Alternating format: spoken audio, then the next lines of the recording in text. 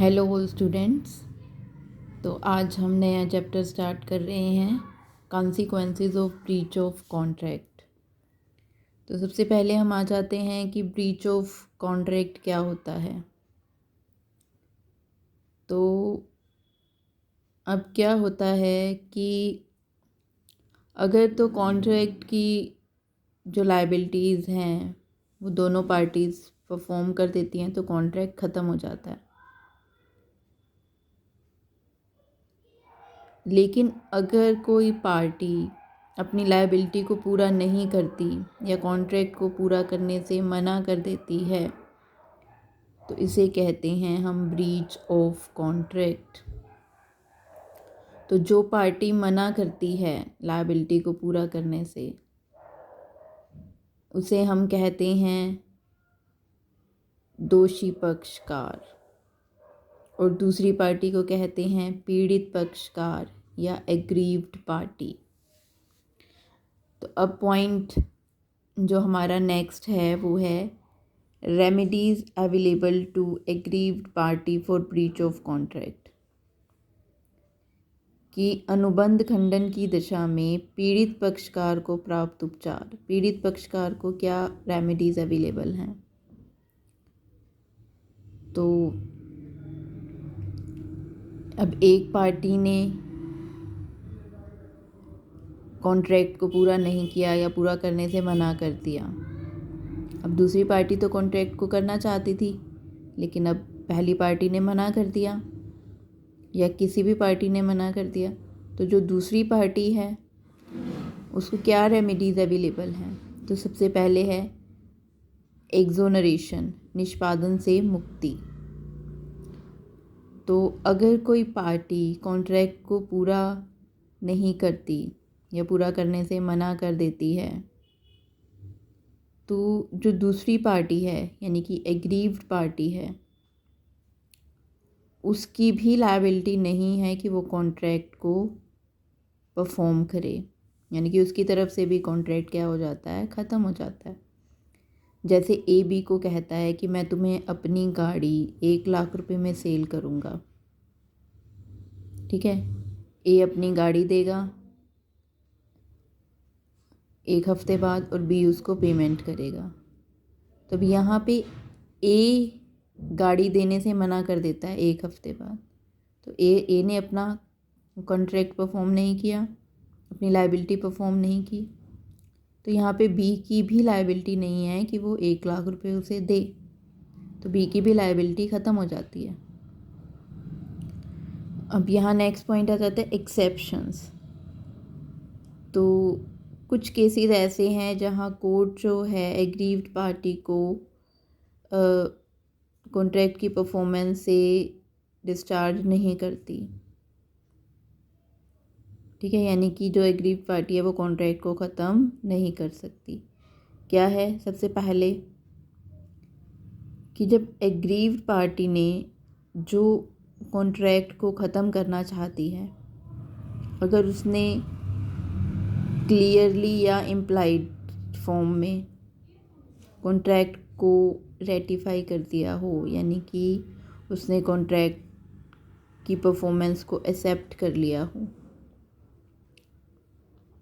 ठीक है। अब जैसे इसने एक एग्ज़ाम्पल दिया हुआ है कि रमेश ने जानते हुए भी असत्य कथन वाले परिविवरण के आधार पर शेयर्स पर डिविडेंड प्राप्त कर लिया।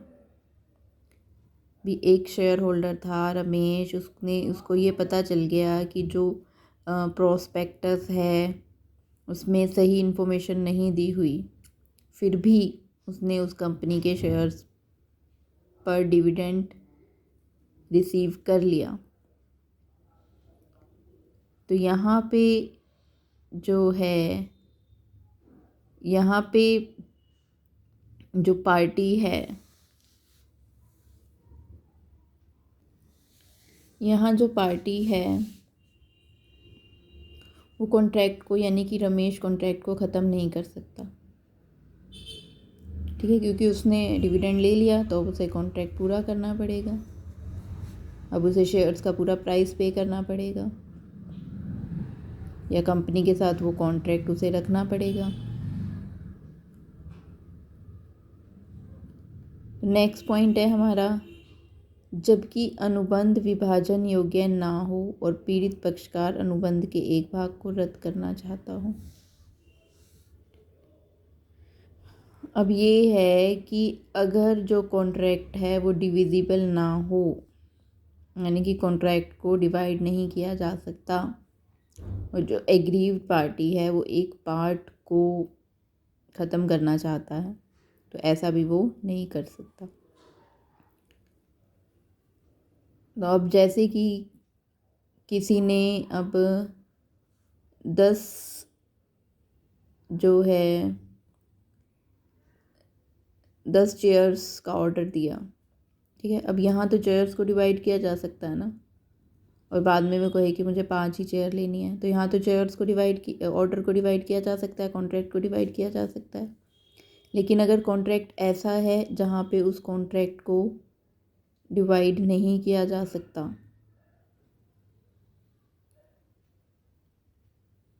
ठीक है, तो वहाँ पे अगर एग्रीड पार्टी एक पार्ट को कैंसिल करना चाहती है तो वो नहीं कर सकती। फिर नेक्स्ट है, जबकि किसी भी पक्षकार की त्रुटि के बिना अनुबंध करने के बाद परिस्थितियाँ इस प्रकार बदल गई हों कि पक्षकारों को पूर्व की स्थिति में नहीं लाया जा सकता हो। अब कॉन्ट्रैक्ट हो गया और किसी भी पार्टी का डिफ़ॉल्ट नहीं है, सिचुएशंस ऐसी हो गई कि वो पहले की सिचुएशन में पार्टीज नहीं आ सकती, तो यानी कि अब कॉन्ट्रैक्ट को कैंसिल नहीं किया जा सकता। फिर है, जबकि अनुबंध परिवर्तनीय स्थिति में हो और अनुबंध के तीसरे पक्षकार ने प्रतिफल के बदले तथा सद्भावना से अनुबंध की विषय वस्तु का अधिग्रहण कर लिया है, तो अब अगर कॉन्ट्रैक्ट में किसी थर्ड पार्टी ने कंसीडरेशन के बदले उस कॉन्ट्रैक्ट के सब्जेक्ट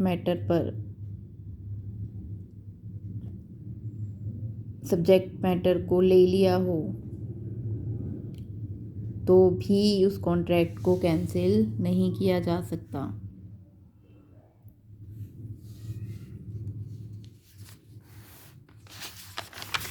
नेक्स्ट है हमारा क्लेम फॉर डैमेजेस।